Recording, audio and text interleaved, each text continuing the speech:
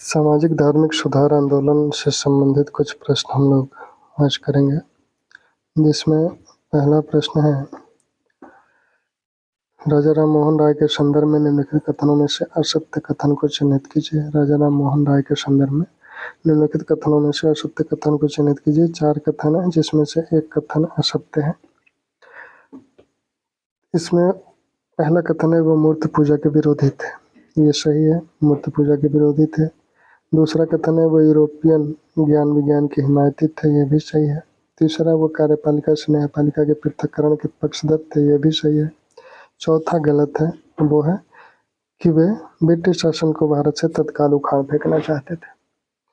राजा राम मोहन राय का जन्म 1772 में बंगाल में हुआ और उन्होंने अपने बचपन में ही मूर्ति पूजा का विरोध किया था और एक केशववाद का समर्थन किया था। उन्होंने तोहफतुल मुवाहिदीन नाम से एक लेख लिखा था, गिफ्ट टू मोनोथेइज्म, जिससे उनके माता पिता से उनका विरोध हुआ, उन्हें गृह त्याग करना पड़ा। बाद में 1815 में उन्होंने आत्मीय सभा का गठन किया। हालांकि इस बीच में वो बुफोर्ड और डिग्बी के नेतृत्व में दीवानी का कार्य भी कंपनी के अधीन किए। 1815 में उन्होंने आत्मीय सभा का गठन किया। 1828 में उनके द्वारा ब्रह्म सभा का गठन किया गया, जो आगे चलकर ब्रह्म समाज के नाम से जाना गया। इसी बीच उन्होंने विभिन्न पत्रिकाओं का भी संपादन किया, जिसमें ब्रह्मानिकल मैगजीन थी, संवाद कौमुदी थी, और उन सब में इन्होंने मूर्ति पूजा का विरोध किया, एकेश्वरवाद का समर्थन किया, धर्म में जो विभिन्न बाह्याडंबर व्याप्त हो गए थे उन सब का विरोध किया, और जो सामाजिक कुरीतियाँ व्याप्त थे विशेषकर महिलाओं के संदर्भ में, उसका इन्होंने विरोध किया। और सती प्रथा पर रोक लगवाने में इनकी महत्वपूर्ण भूमिका रही। 1829 में सती प्रथा को रोकने संबंधी जो कानून बना, इन्हीं के प्रयत्नों से बना। ये यूरोपियन ज्ञान विज्ञान के हिमायती थे। शिक्षा के संदर्भ में इनका विचार था कि बच्चों को जो प्राचीन धार्मिक ग्रंथों की शिक्षा दी जाती है वो अब अनुपयोगी है। अब उन्हें यूरोपियन ज्ञान विज्ञान की शिक्षा दी जानी चाहिए, जिससे कि वो उनके व्यवसाय, उनके जीवन के लिए उपयोगी होगी। फिर तीसरा, ये कार्यपालिका और न्यायपालिका के पृथक्करण के पक्षधर थे। प्रशासकीय संदर्भ में इनका मानना था कि ब्रिटिश शासन जो भारत में है वो अभी फिलहाल भारत के आर्थिक सामाजिक विकास के लिए आवश्यक है, राजनीतिक विकास के लिए आवश्यक है, लेकिन कुछ प्रशासकीय सुधार भी आवश्यक है। और उन प्रशासकीय सुधारों में इनका मानना है कि कार्यपालिका से न्यायपालिका का पृथक्करण होना चाहिए, न्यायपालिका में यूरी पद्धति से न्याय होना चाहिए, प्रेस की स्वतंत्रता के भी हिमायती थे। ठीक, तो ये प्रश्न। अब दूसरा प्रश्न जो है, सामाजिक सुधारों पर मराठी में लिखे शतपत्रों के लेखक कौन थे? सामाजिक सुधारों पर मराठी में कुछ लेख लिखे गए थे और वो लेख लिखे गए थे गोपाल हरि देशमुख द्वारा। इनकी उपाधि थी लोकहितवादी गोपाल हरि देशमुख। तो लोकहितवादी गोपाल हरि देशमुख द्वारा कुछ लेख लिखे गए थे। प्रभाकर नामक पत्रिका में 108 सामाजिक सुधार से संबंधित लेख लिखे गए थे। इन्हीं 108 सामाजिक सुधार संबंधित लेखों के संग्रह को शतपत्रे कहा जाता है। इन्हीं 108 सामाजिक सुधार से संबंधित जो लेख गोपाल हरि देशमुख द्वारा लिखे गए थे, इन्हीं के संग्रह शतपत्रे कहा जाता है। ये लेख उन्होंने लोकहितवादी नाम से लिखा था, इसलिए उनकी उपाधि भी लोकहितवादी पड़ी। महर्षि कर्वे का जन्म भी महाराष्ट्र में हुआ था। 1858 में इनका जन्म हुआ था। 1962 में निधन हुआ।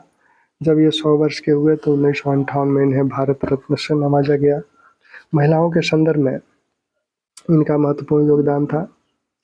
इन्होंने एल्फिंस्टन कॉलेज से गणित से स्नातक किया, फर्ग्यूसन कॉलेज में प्रोफेसर बने। इनकी पहली पत्नी का जब निधन हो गया तब इन्होंने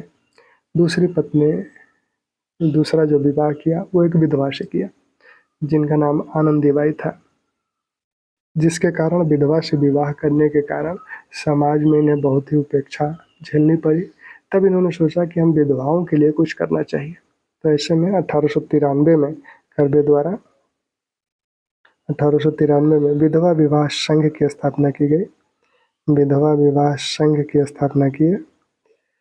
विधवा विवाह को प्रचारित प्रसारित करने के लिए आरजी भंडारकर इसके अध्यक्ष बने। Curve, DK. कर्वे खुद इसके सचिव थे। लेकिन बाद में इन्होंने देखा कि प्रचार प्रसार करने से विधवाओं का बहुत कल्याण होने वाला नहीं है, उनके लिए और कुछ करना चाहिए। तब 1896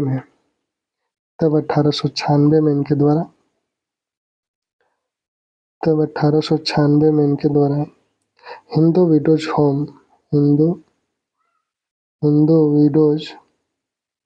विडोज होम की स्थापना की गई, जहां विधवाओं को विभिन्न प्रकार से शिक्षित प्रशिक्षित किया जाता था, जिससे कि वो आर्थिक रूप से स्वावलंबी बन सके, उनमें कॉन्फिडेंस आ सके। आगे चलकर इन्होंने 1907 में एक महिला विद्यालय का गठन किया। फिर 1916 में बम्बई में महिला विश्वविद्यालय का गठन इनके द्वारा किया गया। पंडिता रमाबाई भी महाराष्ट्र की हैं।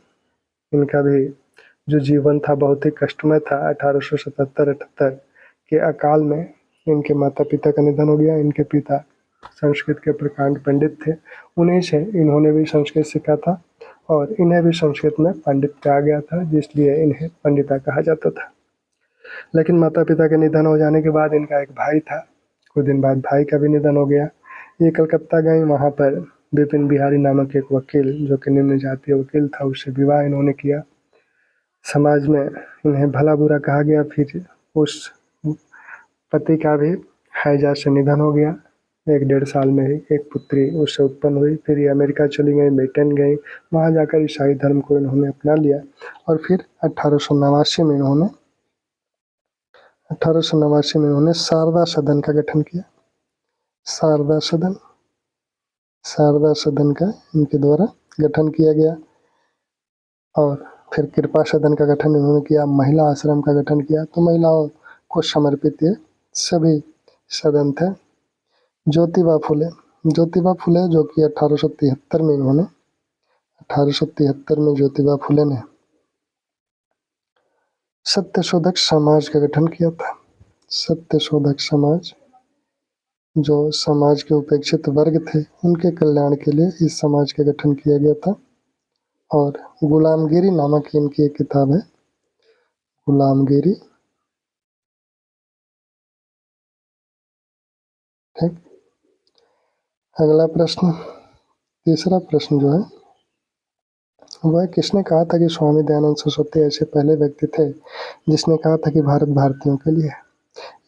तो ये एनी बेसेंट ने कहा था कि दयानंद सरस्वती पहले व्यक्ति थे जिन्होंने कहा था कि भारत भारतीयों के लिए है।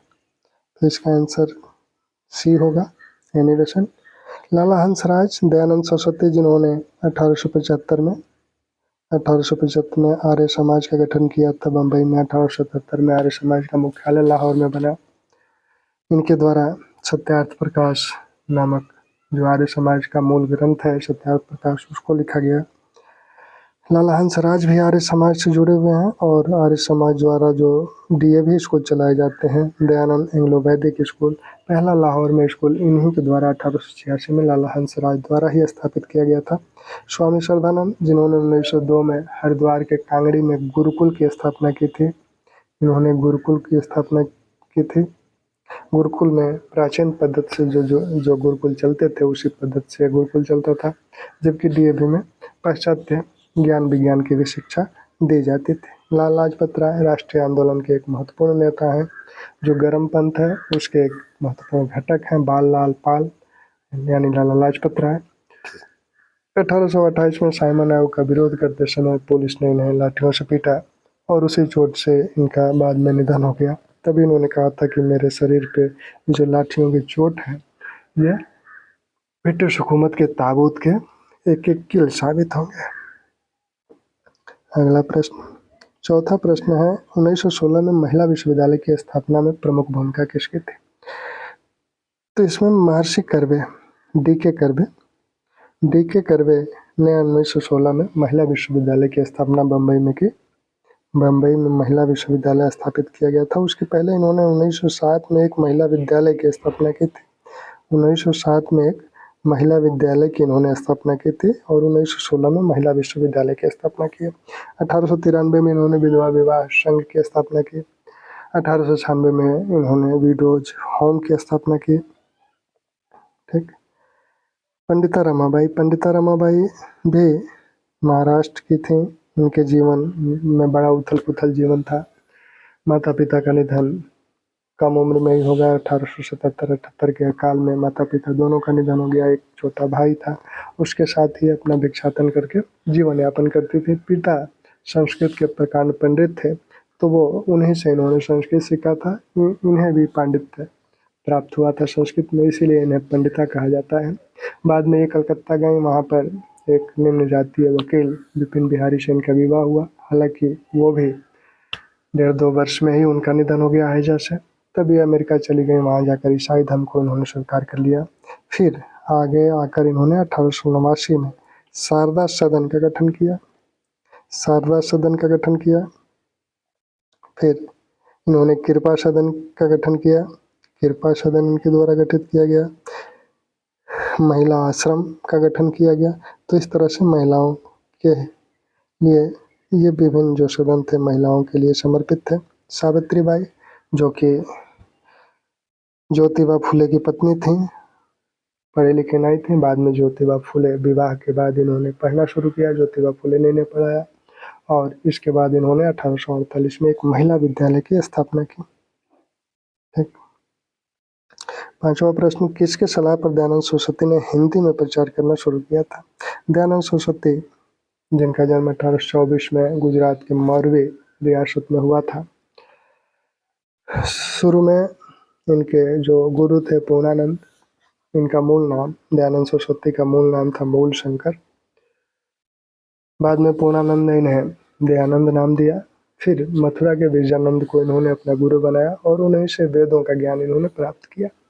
और फिर गुरु के कहने पे ही ये वेदों के ज्ञान का प्रचार प्रसार करने लगे और धर्म में जो विभिन्न बाह्य जो आडंबर व्याप्त हो गए थे उनका ये खंडन करने लगे।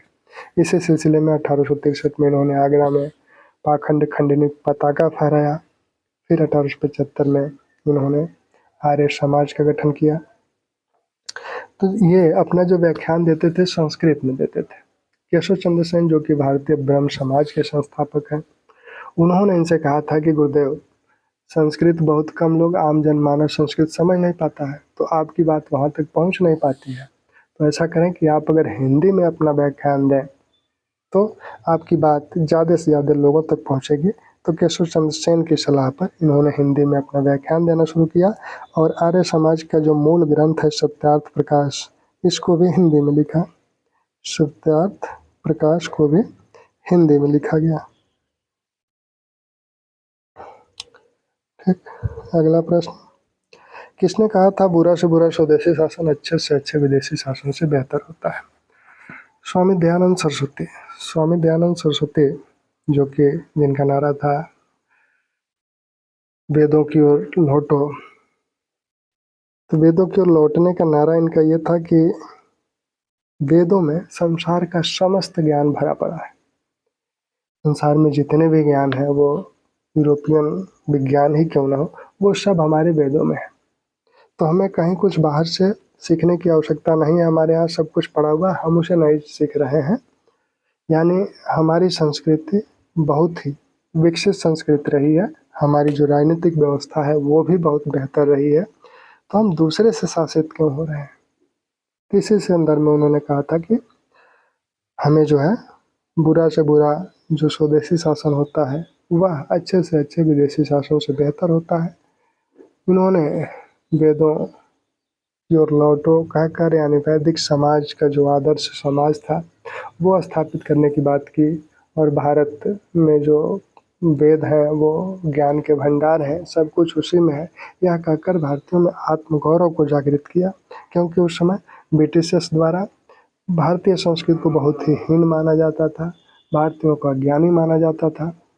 तो इन सब चीज़ों का खंडन इस माध्यम से स्वामी दयानंद सरस्वती ने किया। केशव चंद्र सेन, राजा राम मोहन राय, जो कि 1815 में इन्होंने आत्मीय सभा का गठन किया। 1828 में ब्रह्म सभा का गठन किया, जिसे ब्रह्म समाज कहा जाता है। फिर ये ब्रह्म समाज में दो फूट पड़ी आगे चलकर, एक 1865 में, एक 1878 में। राजा राम मोहन राय 1830 में जो मुगल बादशाह थे अकबर द्वितीय, उन्होंने इन्हें राजा की उपाधि, जो राजा की उपाधि इन्हें मिली थी मुगल बादशाह अकबर द्वितीय द्वारा दी गई थी, और उनसे राजा की उपाधि प्राप्त करके ये ब्रिटेन गए थे उनके आवेदन को लेकर। और जब वहाँ गए तो यहाँ ब्रह्म समाज की देखरेख की जिम्मेदारी इन्होंने रामचंद्र विधवा वागीश को सौंपी, साथ में द्वारकानाथ टैगोर भी थे। 1833 में ही राजा राम मोहन राय का निधन ब्रिस्टल में ही हो गया, ब्रिटेन में ही हो गया। तब ब्रह्म समाज की देखरेख देवेंद्रनाथ ठाकुर द्वारा की गई, और 1857 में केशव चंद्र सेन ब्रह्म समाज से आकर जुड़े। ये पहले बैंक में नौकरी करते थे। 1857 में केशव चंद्र सेन ब्रह्म समाज से जुड़े, और आगे चलकर देवेंद्रनाथ टैगोर जब हिमालय में तपस्या करने चले गए, तब ब्रह्म समाज का नेतृत्व केशव चंद्र सेन द्वारा किया गया। लेकिन केशव चंद्र का झुकाव ईसाई धर्म की ओर ज्यादा होने लगा। तब जो ब्रह्म समाज के पुराने लोग थे वो इसका विरोध करने लगे, और एकमात्र ट्रस्टी थे ब्रह्म समाज के देवेंद्रनाथ ठाकुर, तो उन्होंने इन्हें ब्रह्म समाज से बेदखल किया 1865 में। तब इन्होंने एक नया ब्रह्म समाज, भारतीय ब्रह्म समाज का गठन किया। भारतीय ब्रह्म समाज को अखिल भारतीय स्वरूप प्रदान करने का श्रेय केशव चंद्र सेन को ही है, क्योंकि यही महाराष्ट्र जाकर वहाँ प्रार्थना समाज का गठन करवाया। फिर मद्रास में वेद समाज का गठन हुआ इन्हीं के प्रेरणा से। केशव चंद्र सेन 1865 में जब भारतीय ब्रह्म समाज बना, तो इनका महत्वपूर्ण योगदान था नेटिव मैरिज एक्ट बनवाने में। लेकिन अपनी ही पुत्री का विवाह इन्होंने 13 वर्षीय पुत्री का विवाह कूच बिहार के शासक से कर दिए, यानी एक अवयस्क पुत्री का विवाह ही एक वयस्क पुरुष से कर दिए, जिससे इनके अनुयायी इनसे नाराज हो गए। आनंद मोहन बोस के नेतृत्व में 1878 में उन लोगों ने साधारण ब्रह्म समाज का इनसे अलग होकर साधारण ब्रह्म समाज का गठन कर लिया। ठीक। स्वामी विवेकानंद, जो कि रामकृष्ण परमहंस के शिष्य थे, 1897 में उन्होंने रामकृष्ण मिशन की स्थापना की, और 1899 में इन्होंने बेलूर मठ की स्थापना की। सातवां प्रश्न, निम्नलिखित में से कौन सुमेलित नहीं है? अब कुछ संस्थान हैं और उसके आगे उनके स्थापना वर्ष दिए गए हैं। आर्य समाज 1877, आर्य समाज के आगे 1877 लिखा है, यानी आर्य समाज 1877 में स्थापित हुआ था? नहीं, गलत है। आर्य समाज मूलतः 1875 में स्थापित हुआ। आर्य समाज का मुख्यालय 1877 में लाहौर बना था। आर्य समाज की स्थापना 1875 में ही बम्बई में हो गई थी। इसका मुख्यालय बाद में चलकर 1877 में लाहौर में बना, लाहौर में। ठीक, तो ये गलत है। दूसरा, ब्रह्म समाज 1828 में इसकी स्थापना हुई थी, सही है। तत्वबोधिनी सभा, देवेंद्रनाथ टैगोर द्वारा या देवेंद्रनाथ ठाकुर द्वारा तत्वबोधिनी सभा का गठन किया गया था 1843 में। तत्वबोधिनी नामक पत्रिका भी इनके द्वारा निकाली जाती थी। 1839 में इसका गठन हुआ था। दक्कन एजुकेशनल सोसाइटी, जिसका गठन 1884 में हुआ था। यह सोसाइटी महाराष्ट्र में विभिन्न विद्यालयों को संचालित करती थी। अगला प्रश्न, 8वां प्रश्न है, डिस्प्रेस्ड क्लास मिशन की स्थापना किसने की थी? डिस्प्रेस्ड क्लास मिशन की स्थापना किसने की थी? तो डिस्प्रेस्ड क्लास मिशन की स्थापना रामजी शिंदे द्वारा की गई थी। रामजी शिंदे द्वारा की गई थी। डिस्प्रेस्ड क्लास मिशन की स्थापना रामजी शिंदे द्वारा की गई थी। डिस्प्रेस्ड क्लास मिशन, डिस्प्रेस्ड क्लास से जुड़े हुए अन्य जो नाम है उसमें डॉक्टर भीमराव अंबेडकर का भी नाम है। इन्होंने 1930 में ऑल इंडिया डिस्प्रेस्ड क्लास फेडरेशन की स्थापना की थी। ऑल इंडिया डिस्प्रेस्ड क्लास फेडरेशन की स्थापना की थी डॉक्टर अम्बेडकर ने 1930 में। 1928 में इन्होंने डिस्प्रेस्ड क्लास एजुकेशनल सोसाइटी की भी स्थापना की थी। महात्मा गांधी भी डिस्प्रेस्ड क्लास से कुछ जुड़े हुए काम किए थे, जैसे हरिजन सेवक संघ की इन्होंने जो स्थापना की थी 1934 में। तो हरिजन सेवक संघ भी उसी क्लास के उत्थान के लिए था। ज्योतिबा फुले जो कि सत्यशोधक समाज का गठन किए थे, उसी क्लास के उत्थान के लिए कार्य कर रहे थे। लेकिन डिस्ट्रेस क्लास मिशन की जो स्थापना की गई थी वो रामजी शिंदे द्वारा की गई थी। इनकी प्रशंसा महात्मा गांधी ने भी की थी। 9 वेदांत के प्रतिपादक माने जाते हैं। वेदांत वेदांत जो उपनिषद, जो वेदांत जिन्हें कहा जाता है, तो 9 वेदांत, वेदांत को आधुनिक संदर्भ में वेदांत की व्याख्या वही 9 वेदांत है। आधुनिक संदर्भ में आधुनिक संदर्भ में वेदांत की व्याख्या और यह की गई स्वामी विवेकानंद द्वारा। तो 9 वेदांत के प्रतिपादक हैं स्वामी विवेकानंद। तोतापुरी, जो कि स्वामी विवेकानंद के जो गुरु थे रामकृष्ण परमहंस, इन्हीं तोतापुरी से उन्होंने वेदांत का ज्ञान लिया था, योग का ज्ञान लिया था, उनके गुरु थे। भैरवी से रामकृष्ण परमहंस ने तंत्र विद्या सीखी थी और माना जाता है, दोनों लोग मानते हैं कि वो बहुत ही कम दिनों में इन विद्याओं में पारंगत हो गए थे। ठीक, रामकृष्ण परमहंस स्वामी विवेकानंद के गुरु हैं। अगला, स्वामी विवेकानंद को किसने राष्ट्रीय आंदोलन का आध्यात्मिक पिता कहा है? राष्ट्रीय आंदोलन का आध्यात्मिक पिता इन्हें सुभाष चंद्र बोस कहते हैं। सुभाष चंद्र बोस का कहना है कि विवेकानंद राष्ट्रीय आंदोलन के आध्यात्मिक पिता है। जिस तरह से उन्होंने, विवेकानंद ने 9 वेदांत की व्याख्या की और उनके जो भाषणों का, उनके उपदेशों का जो मूल सार है वो है कि भौतिकता और आध्यात्मिकता में समन्वय स्थापित करना। वो धर्म में जो विभिन्न कुरीतियां हैं वो कहते हैं कि हमारा धर्म कहाँ है, रसोई घर में है, हमारे बर्तनों में है, अछूतवाद हमारा धर्म बन गया है। तो ये सब कह के वो जो भारत में जो सामाजिक जो एकता पर प्रश्न चिन्ह लग रहा था उसका उन्होंने खंडन किया और समाज को एकबद्ध करने का कार्य अपने उपदेशों के माध्यम से किया और इसलिए सुभाष चंद्र बोस इन्हें राष्ट्रीय आंदोलन का आध्यात्मिक पिता कहते हैं। अगला प्रश्न है, निम्नलिखित कथनों में से असत्य कथन को चिन्हित कीजिए। ये भी विवेकानंद से ही एक प्रश्न है कि स्वामी विवेकानंद, निम्नलिखित कथनों में से असत्य कथन को चिन्हित कीजिए। 4 कथन है जिसमें से एक गलत है। पहला कथन है, स्वामी विवेकानंद ने भौतिकता और आध्यात्मिकता में समन्वय पर बल दिया। बिल्कुल सही है।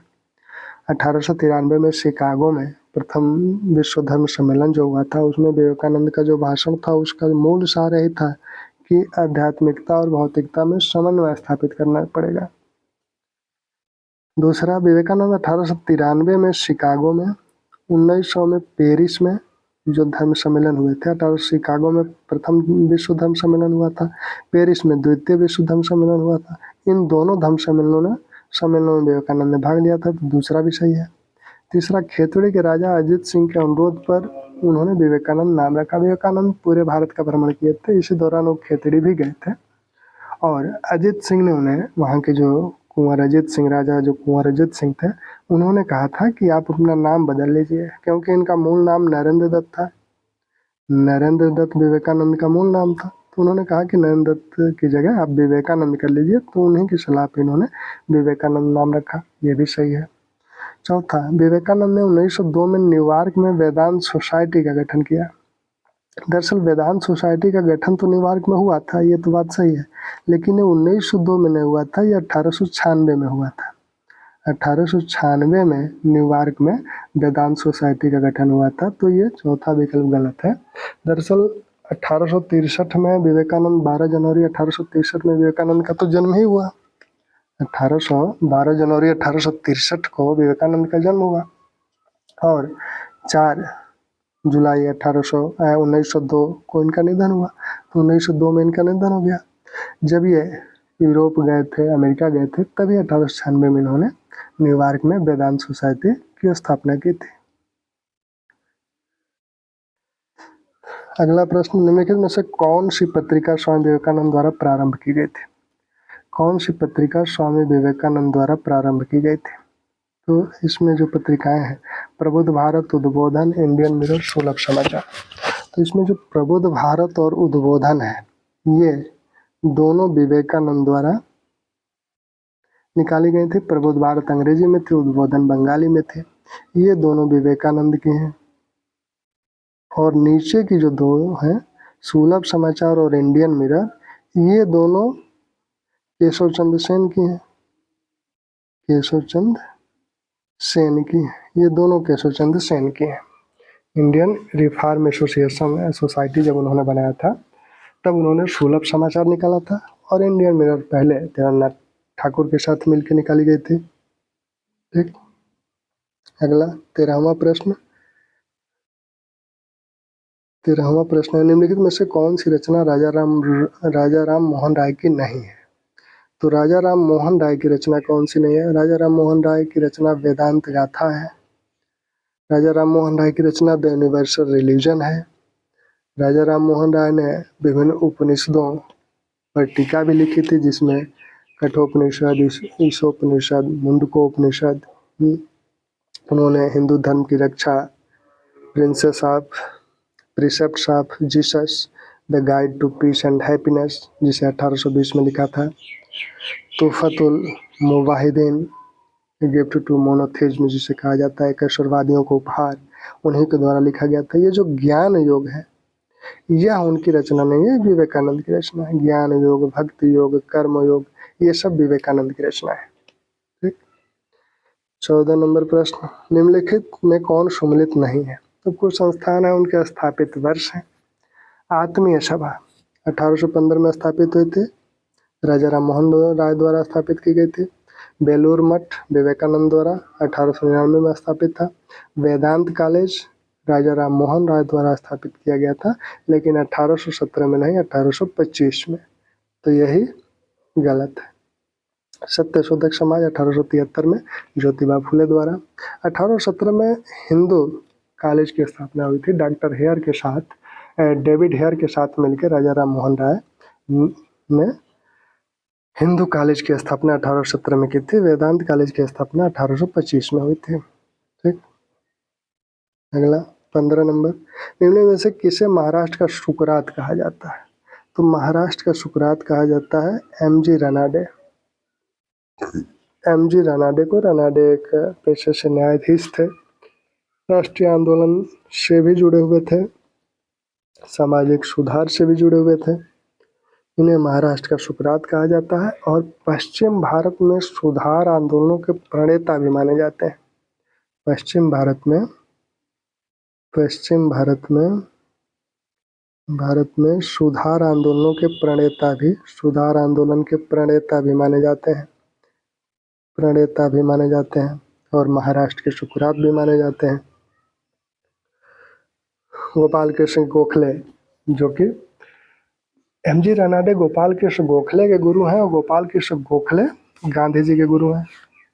तो यहाँ गुरु और शिष्य परंपरा जो चल रही है, वो रानाडे के शिष्य हैं गोखले, और गोखले के शिष्य हैं गांधी जी। ठीक, कर्वे के विषय में बात हुई। आत्माराम पांडुरंग, जिन्होंने प्रार्थना समाज का गठन किया था बम्बई में 1867 में।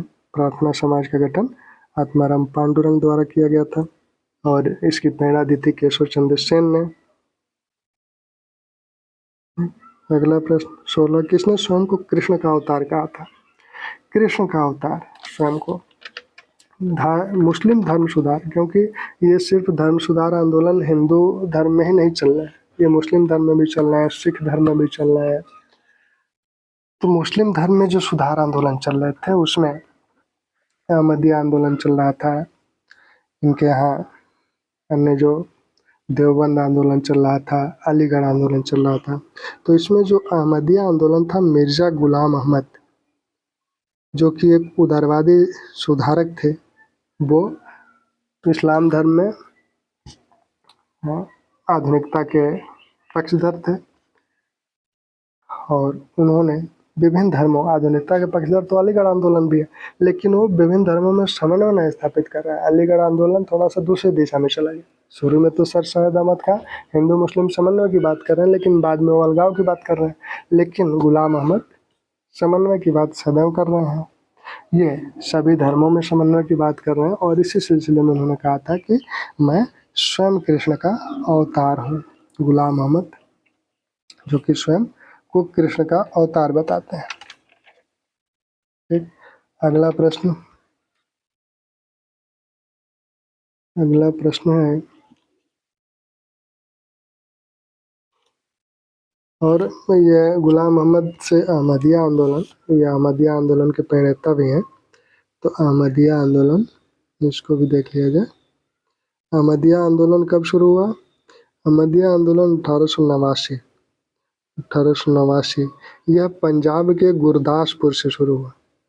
पंजाब के गुरदासपुर से गुलाम मोहम्मद द्वारा अहमदिया आंदोलन को शुरू किया गया था। बहरीन अहमदिया इन्होंने लिखा था।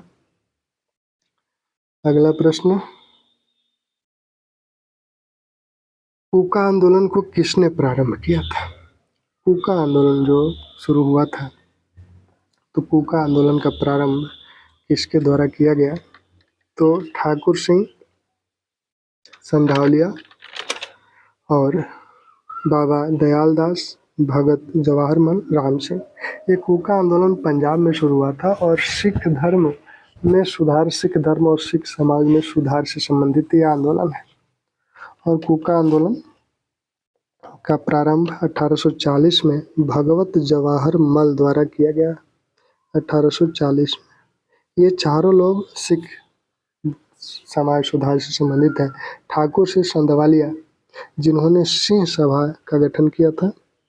सिंह सभा, ठाकुर सिंह संधवालिया द्वारा सिंह सभा का गठन किया गया था 1873 में। बाबा दयाल दास निरंकारी आंदोलन को शुरू किया था। निरंकारी आंदोलन और राम सिंह नामधारी आंदोलन 1872 में राम सिंह, हालांकि राम सिंह कूका आंदोलन से भी जुड़े हुए हैं बालक दास के साथ। तो राम सिंह ने नामधारी आंदोलन 1872 में शुरू किया था। अगला प्रश्न, गो बैक टू गीता किसका नारा था?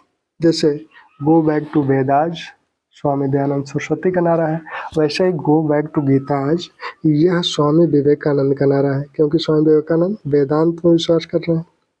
वेदांत, तो go back to Gita Swami Vivekananda का नारा है, और गो बैक टू वेदास ये स्वामी दयानंद का नारा है। अगला प्रश्न, किसने सर सैयद अहमद खां के सुधारों के विरोध में फतवा जारी किया था? सर सैयद अहमद खां, जो कि अलीगढ़ आंदोलन के प्रणेता हैं। 1875 में मोहम्मदन एंग्लो ओरिएंटल स्कूल की स्थापना की गई, जो 1877 में कॉलेज बना। 1920 में वही अलीगढ़ विश्वविद्यालय बना। उन्होंने साइंटिफिक सोसाइटी का भी गठन 1864 में किया था।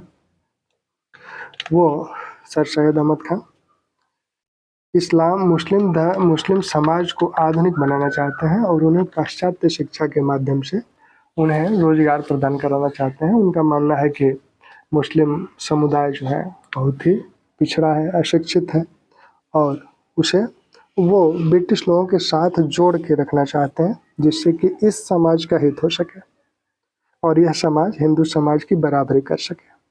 ऐसे में इन्होंने अलीगढ़ आंदोलन शुरू किया, जिसमें मोहम्मदन एंग्लो ओरिएंटल स्कूल की स्थापना 1875 में की गई। फिर वही कॉलेज बना, फिर विश्वविद्यालय बना।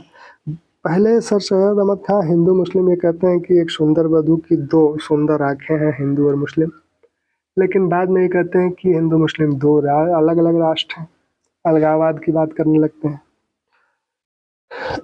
मुस्लिम समाज को आधुनिक बनाने का विरोध ये देवबंद आंदोलन कर रहा है। देवबंद आंदोलन मुस्लिम समाज है उसका जो आधुनिकीकरण का प्रयास सर सैयद अहमद खां द्वारा किया जा रहा है, उसका विरोध देवबंद आंदोलन कर रहा है। देवबंद आंदोलन की शुरुआत सहारनपुर, उत्तर प्रदेश के सहारनपुर में 1866 में हुई। 1866 में यहाँ एक दारुल उलूम की स्थापना हुई नौनौतवी और अहमद गंगोही द्वारा। नौनौतवी और अहमद गंगोही द्वारा अहमद गंगोही द्वारा एक मदरसा की स्थापना हुई, देवबंद। इसका मुख्य उद्देश्य था कि उलेमा वर्ग को प्रशिक्षित करना, जो कि इस्लाम, जो पूर्व का इस्लाम है, पारंपरिक इस्लाम धर्म है, उसको स्थापित किया जा सके। इसी सिलसिले में ये लोग सर सैयद अहमद खां का विरोध करते हैं और उनके विरुद्ध फतवा जारी करते हैं। ठीक, अहमदिया आंदोलन को हम लोगों ने देखा है, 1889 में इसकी स्थापना हुई थी। अब जो अगला प्रश्न है, अगला प्रश्न हम लोग अगला प्रश्न है, राजा राम मोहन राय के सुधारों का किसने प्रबल विरोध किया था? राजा राम मोहन राय के सुधारों का प्रबल विरोध किया था राधाकांत देव ने। राधाकांत देव जो कि धर्म सभा का गठन किए थे, धर्म सभा का गठन इनके द्वारा किया गया था। विशेषकर सती प्रथा का जो विरोध राजा राम मोहन राय द्वारा किया जा रहा था, उसका ये विरोध कर रहे थे राधाकांत देव। द्वारकानाथ ठाकुर जो कि ब्रह्म समाज से जुड़े हुए थे, ईश्वर चंद्र विद्यासागर जो कि बंगाल में बालिका विद्यालयों के लिए जाने जाते हैं, मेट्रोपॉलिटन जो कॉलेज था, इन्हीं के द्वारा स्थापित किया गया था। अगला प्रश्न है, किसने कहा था हिंदू धर्म के बिना भारत का कोई भविष्य नहीं? किसने कहा था हिंदू धर्म के बिना भारत का कोई भविष्य नहीं? तो यह एनी बेसेंट द्वारा कहा गया था। एनी बेसेंट थियोसॉफिकल सोसाइटी से जुड़ी हुई थी। 1907 में थियोसॉफिकल सोसाइटी की प्रमुख भी बनी। तो थियोसॉफिकल सोसाइटी से एनी बेसेंट जुड़ी हुई थी। 1875 में थियोसॉफिकल सोसाइटी का गठन हुआ था। 1875 में थियोसॉफिकल सोसाइटी का गठन न्यूयॉर्क में हुआ था। मैडम ब्लास्टकी और कर्नल अलकाट द्वारा थियोसॉफिकल सोसाइटी का गठन हुआ था। बाद में 1882 में मद्रास के अडयार में इसका मुख्यालय बना भारत में। एनी बेसेंट भी इस सोसाइटी से जुड़ी। जब भारत आने के पहले ही एनी बेसेंट इस थियोसॉफिकल सोसाइटी से जुड़ चुकी थी। 1880 में ही ये थियोसॉफिकल सोसाइटी की सदस्य बन गई थी और 1907 में ये थियोसॉफिकल 1893 में भारत आई और 1907 में ये थियोसॉफिकल सोसाइटी की प्रमुख बन गई। तो थियोसॉफिकल सोसाइटी जो कि रहस्यवाद में विश्वास करता है, जो भारतीय दर्शन है, विशेषकर जो शाक्य दर्शन है, उपनिषद है, वेदांत है, उनसे थियोसॉफिकल सोसाइटी प्रेरणा लेती थी। तो इस संदर्भ में ये कहती हैं कि हिंदू धर्म के बिना भारत का कोई भविष्य नहीं। अगला प्रश्न है कि निम्नलिखित में से कौन आर्य समाज के 10 नियमों में शामिल नहीं है? निम्नलिखित में से कौन आर्य समाज के 10 नियमों में शामिल नहीं है? अब आर्य समाज के जो 10 नियम हैं, तो उन 10 नियमों को हम लोग देखेंगे। पहले इस प्रश्न को देख लिया जाए। पहला कथन है कि ईश्वर निराकार, निर्विकार, सर्वव्यापक है। तो ये दयानंद सरस्वती आर्य समाज का मानना था कि ईश्वर निराकार है, निर्विकार है, सर्वव्यापक है, सच्चिदानंद है। तो ये कथन सही है, ये कथन सही है। दूसरा, वेद सभी विधाओं का मूल है। दयानंद सरस्वती का मानना यह है कि विश्व का पूरा ज्ञान वेदों में भरा पड़ा है। तीसरा है, सत्य को ग्रहण करने तथा असत्य को त्यागने के लिए सदैव तत्पर रहे। दयानंद सरस्वती कहते थे कि सत्य को ग्रहण करने के लिए और असत्य को त्यागने के लिए सदैव तैयार रहें। चौथा, प्रत्येक को अपनी उन्नति से संतुष्ट रहना चाहिए। ये कथन गलत है। दयानंद सरस्वती का कहना है आर्य समाज के 10 नियमों में यह है कि अपनी ही उन्नति से संतुष्ट ना हो, बल्कि सबकी उन्नति से संतुष्ट हो। सिर्फ अपनी उन्नति से संतुष्ट नहीं हो, बल्कि सबकी उन्नति में ही अपनी उन्नति समझे, उसी में संतुष्ट रहे। तो आर्य समाज के जो 10 नियम है वो, एक तो सत्य विद्या का आल मूल परमेश्वर है। ईश्वर सच्चिदानंद, निर्विकार, निर्विकल्प, सर्वव्यापक है। वेद सभी विधाओं का मूल है, जिसे पढ़ना और सुनना सभी आर्य का परम धर्म है। सत्य को ग्रहण करें, असत्य को त्यागें। सभी काम धर्मानुसार सत्य का विचार करके करना चाहिए। संसार का उपकार करें, जो कि इस समाज का, आर्य समाज का मुख्य उद्देश्य है। प्रीतिपूर्वक धर्मानुसार सबसे बर्ताव करें। अविद्या का नाश करें, विद्या में वृद्धि करें, अपने ही उन्नति से संतुष्ट न हो बल्कि सबकी उन्नति में अपनी उन्नति समझें और सामाजिक सर्वहितकारी नियम पालन में स्वतंत्रता महसूस करें और प्रत्येक हितकारी नियम में स्वतंत्र रहें। यानी समाज के हित में कुछ बंधनों को स्वीकार करें। ये नहीं कि आप कहें कि हम स्वतंत्र हैं, हर कार्य के लिए स्वतंत्र है, एक सामाजिक बंधन जो है उसको स्वीकार करें। अगला प्रश्न है, एनी बेसेंट भारत कब आई? एनी बेसेंट भारत जो है 1893 में आई। शिकागो में जो प्रथम विश्व धर्म सम्मेलन हुआ था जिसमें विवेकानंद ने भाग लिया था, उसमें एनी बेसेंट भी गई थी और वहीं से ये भारत के विषय में मोहित हुई थी और फिर उन्होंने ये निश्चय कर लिया कि भारत जाऊंगी। फिर भारत आई और भारत की ही होकर रह गई। तो 1893 में भारत आई। 1907 में थियोसॉफिकल सोसाइटी की प्रमुख बनी। 1917 में भारतीय राष्ट्रीय कांग्रेस की पहली महिला अध्यक्षा बनी।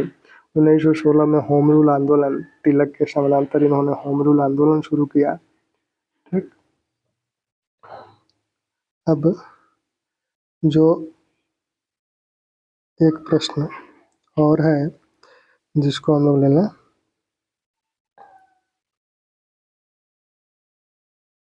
निम्नलिखित में से कौन सुमेलित नहीं है?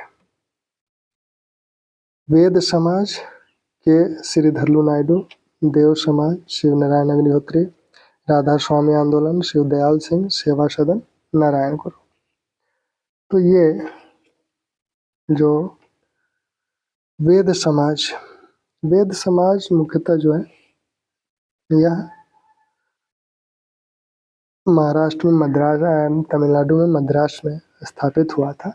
एक तरह से ब्रह्म समाज की शाखा कह लीजिए। मद्रास में दक्षिण में केशव चंद्र सेन जब मद्रास गए थे तो उनकी प्रेरणा से के धरलू श्री नायडू ने इसकी स्थापना की थी। तो ये सही है। देव समाज की स्थापना लाहौर में हुआ था। देव समाज की स्थापना। और वेद समाज की स्थापना 1864 में मद्रास में।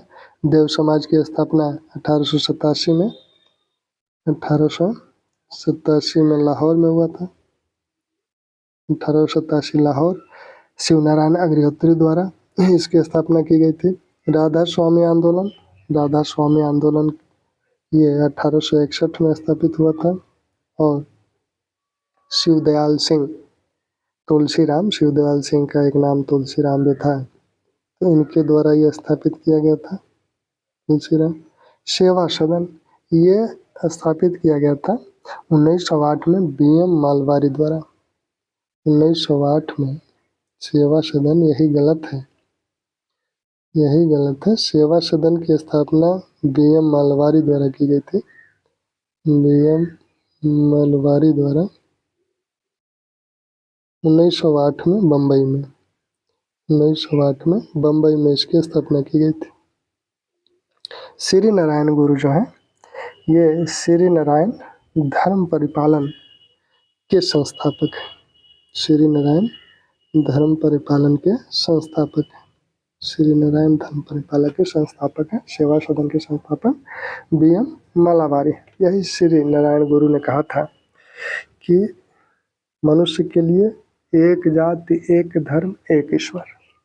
मनुष्य के लिए एक जाति एक धर्म एक ईश्वर की बात इसे श्री नारायण गुरु ने किया था।